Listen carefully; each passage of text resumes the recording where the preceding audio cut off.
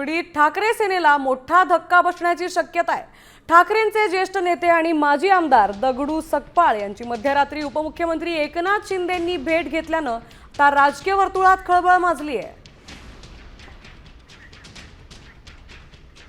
मुश्किल होऊन जाते ना। वाटतं तुम्हाला तुझ्या घरी उद्या जर समजा माझी तुझा परिचय मी तुझ्या घरी आलो आणि तुझ्या घरातल्या लोकांनी बस बी नाही बोललं तर मी तुला काय बोलेल नंतर असं आहे।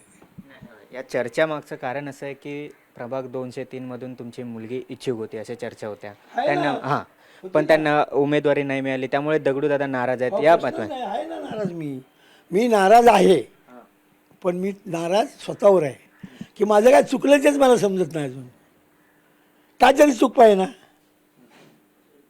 तुम्हाला नव्हती द्यायची तर माझं काय म्हणणं नव्हतं, पण नाही दिली तर एक फोन तर करून सांगू शकत होते। कोणाचा फोन यायला पाहिजे होता? आत्ता काय कुणाचा फोन यायला पाहिजे होता? फोन आपल्या बॉसचीच अपेक्षा करणार ना, असं काय करताय? बोलणंच झालं नाही, कारण आम्हाला माहिती होतं की तुम्ही आदल्या दिवशी जेव्हा उमेदवारी निश्चित होते ते दगडूदादा आले होते, मात्र दुसऱ्या दिवसापासून ते मातोश्रीवर आले नाही।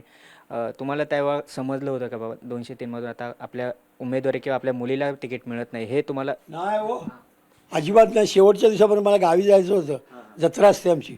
शेवटच्या दिवसापर्यंत काय कळलं नाही। 2 वाजता 2-2:30 वाजता कॉल आला की म्हणजे कोणाचा तरी आला कॉल, मी नाव नाही सांगणार कोणाचं, की तुमची खाट पडली। मला काही समजायला तयार नाही। बरं, परत साहेबांचं काय कॉन्टॅक्ट नाही किंवा साहेब फोन करतील किंवा काय काय नाही। मला असं वाटायला लागलं की आता आपलं वय झालं, त्याच्यामुळे आपली